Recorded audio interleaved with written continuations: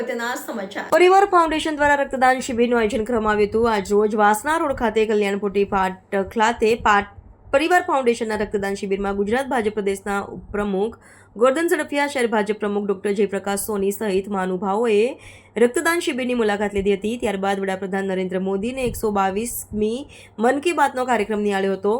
રક્તદાન મહાદાનના ઉદ્દેશથી વાસના road Kadian party plot ખાતે ત્રીજા મેગા બ્લડ ડોનેશન કેમ્પનું આયોજન હિન્દુ બ્લડ બેંકના સહયોગથી કરવામાં આવ્યું, જેની અંદર બ્લડ બેંક કેમ્પનું ઉદ્ઘાટન ડેપ્યુટી મેયર ચિરાગ બારોટ, શહેર ભાજપ પ્રમુખ ડોક્ટર વિજય શાહ, શિક્ષણ સમિતિના ચેરમેન નિશિત દેસાઈ, પૂર્વ મેયર ડોક્ટર જિગીશાબેન શેઠ, પૂર્વ કાઉન્સિલર વસંત પટેલ, પરિવાર ફાઉન્ડેશનના પ્રમુખ નિતલ ગાંધી, પરિવાર ફાઉન્ડેશનની ટીમ ઉપસ્થિત રહ્યા હતા. રક્તદાન શિબિરમાં મોટી સંખ્યામાં લોકોએ રક્તદાન કર્યું હતું.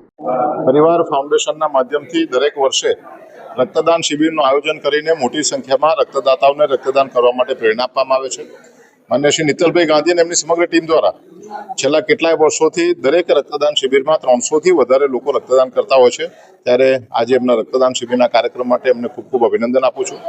વડોદરા મહાનગરે સમગ્ર મધ્ય ગુજરાતનું મેડિકલના ક્ષેત્રમાં કેન્દ્રબિંદુ છે, ત્યારે મોટી સંખ્યામાં દર્દીઓને જે લોહીની જરૂરિયાત પડે એ લોહીની જરૂરિયાત પૂર્ણ કરવાનું કામ ખાસ કરીને ઉનાળાના સમયમાં જ્યારે વધારે જરૂરિયાત પડતી હોય છે ત્યારે આ પ્રકારનું આયોજન એ ખરેખર પ્રશંસાને પાત્ર છે. આજના કાર્યક્રમ માટે એમને ખૂબ ખૂબ શુભેચ્છા અને અભિનંદન. પરિવાર ફાઉન્ડેશન વડોદરા છેલ્લા 16 વર્ષથી જુદી જુદી સામાજિક સેવાઓ કરતા આવ્યા છે.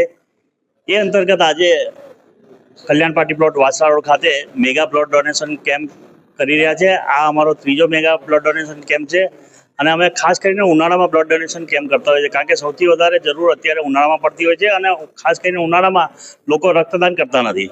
તો અમારો એવો પ્રયત્ન હોય છે, અમે ઘરે ઘરે જઈએ છીએ અને લોકોને રિક્વેસ્ટ કરીએ છીએ કે ભાઈ અત્યારે સૌથી વધારે જરૂર રક્તની પડતી હોય છે અને બ્લડ જે સંસ્થાઓ હોય છે એ લોકો પાસે બ્લડ ઓછું હોય છે, જેથી અમે પ્રયત્ન કરીએ અને એ અમારો પ્રયત્ન હંમેશા સફળ થયો છે. 300 ઉપરાંત રક્તદાતાઓ દર વખતે આટલા 42-44 ડિગ્રી ટેમ્પરેચરમાં બી રક્તદાન કરતા આવ્યા છે અને આજે પણ 300 ઉપરાંત બ્લડ ડોનેટ થશે. 2015થી એક વિષય શરૂ કર્યો છે, એને મન કી બાત દ્વારા દેશભરમાં દરેક લોકો કંઈક નવો વિચાર, કોઈક નવી, જેને કહી શકાય કે નવું સર્જન, કોઈ સેવા, જેમાંથી બાકીના લોકોને પ્રેરણા મળે. એટલા માટે મોદીજી દર મહિનાના છેલ્લા રવિવારે સવારે 11થી 11:30 દેશના લોકોને સંબોધન કરે છે અને એના ભાગરૂપે જ આજે અમારા પ્રમુખ શ્રી ડૉક્ટર જયપ્રકાશભાઈને અમે લોકો વડોદરા સંસ્કારી નગરીમાં આજે આ મન કી બાત નિહાળી છે. અને આજના જે પ્રસંગો છે પણ ખૂબ સારા છે. ધારો કે મધુમક્ખી પાલન, ગુજરાતનું તો ગૌરવ છે કે આજે આપણા સિંહોની સંખ્યા 600થી વધીને 950 ઉપર ગઈ. તો પ્રકૃતિનું રક્ષણ અને પ્રકૃતિ સાથે જોડાઈને જીવનની નવી રાહ, એ આમાંથી પ્રેરણાદાયી પ્રસંગો બને છે.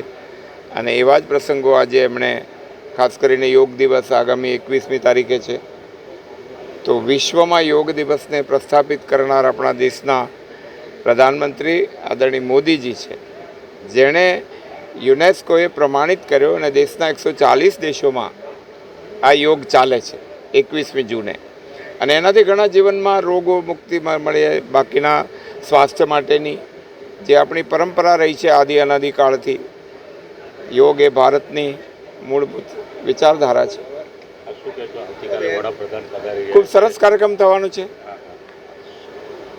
અને દેશના પ્રધાનમંત્રી આદરણીય મોદીજીના નેતૃત્વમાં દેશની સેનાએ જે પરાક્રમ કરીને બતાવ્યું છે અને આપણા બ્રહ્મોસે જે દુનિયાને બતાવ્યું છે કે અમે અમારી સુરક્ષા કરી જાણીએ છીએ. S-400થી માંડીને ભારતે પહેલીવાર દુનિયાને બતાવ્યું છે. કદાચ ઇઝરાયલ કે Ukraine anti drone system that may be successful 80%, we have achieved 100%. એટલે ધન્યવાદ છે આપણી થલસેના, વાયુસેના અને જલસેના. આ બધાના માર્ગદર્શનમાં જે રીતે આપણે આખી ટીમ, મોદીજી, અમિતભાઈ, રાજનાથસિંહજી અને અજીત ડોભાલ જે આપણા આખી વ્યવસ્થાઓને બધું સંભાળે છે, ચીફ ઓફ ડિફેન્સ ફોર્સ, તો આ બધાએ ખૂબ સારું કામ કર્યું છે અને ગુજરાતની ધરતીમાં મોદી સાહેબ આવે છે. ખાસ કરીને બીજી વાત છે, આપણે જે પધાર્યા છે પરિવાર ફાઉન્ડેશન બ્લડ ડોનેશનનો, અને આજે પરિવાર ફાઉન્ડેશન દ્વારા બ્લડ ડોનેશન, અને એ પણ આજના દિવસે જ્યારે મોદી સાહેબ પધારે છે અને સામાન્ય રીતે ઉનાળામાં લોહીની જરૂરિયાત વધારે હોય છે અને એવા વખતે રક્તદાનને આપણે વર્ષોથી માનતા આવ્યા છીએ મહાદાન, તો કોઈના જીવનમાં એક નવું જીવન આપી શકે. આ લોહી ક્યાં જવાનું છે કોઈને ખબર નથી. એ કોનું જીવન બચાવશે એ દેનારને પણ ખબર નથી.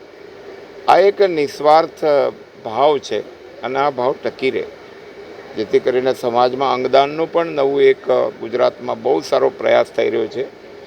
જેટલી અંગદાનની જરૂર છે આપણને, એટલા અંગદાનો મળી રહે એવા પ્રયાસો થઈ રહ્યા છે અને લોકો સંકલ્પ લઈ રહ્યા છે.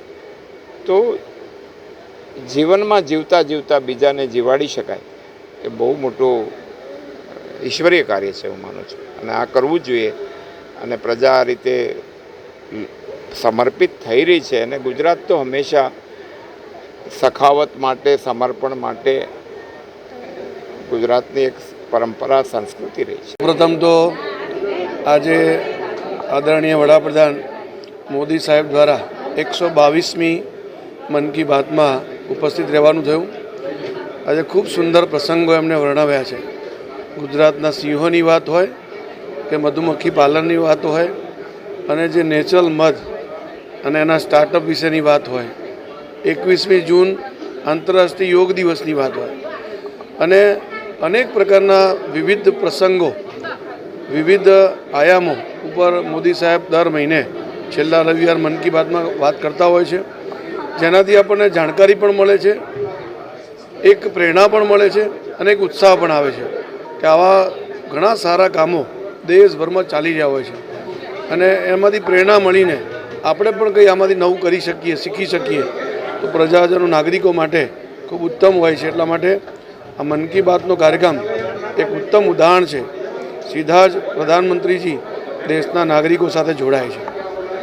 સાથે સાથે આજે પરિવાર ફાઉન્ડેશન દ્વારા બ્લડ ડોનેશન કેમ્પનું આયોજિત કરવામાં આવ્યો છે. આપણે સૌને જાણકારી છે જ કે બ્લડ એ જીવન બચાવવા માટે કેટલું જરૂરી છે. જ્યારે જ્યારે પણ રક્તની જરૂર હોય તો એક મનુષ્ય જ બીજા મનુષ્યને કામમાં આવતો હોય છે. એ જ ઉપરક્રમમાં અને આ જે સિઝન છે જે પ્રકારની, એમાં પણ રક્તની આવશ્યકતા વધારે રહેતી હોય છે. એવા સમયમાં પરિવાર ફાઉન્ડેશને જ્યાં બ્લડ ડોનેશન કેમ્પનું આયોજન કર્યું છે એ બદલ પરિવાર ફાઉન્ડેશનને હું ખૂબ ખૂબ અભિનંદન આપું છું અને ભવિષ્યમાં પણ આ પ્રકારના કાર્યક્રમો આયોજિત કરે એ માટે શુભકામનાઓ પાઠવું છું. ધન્યવાદ.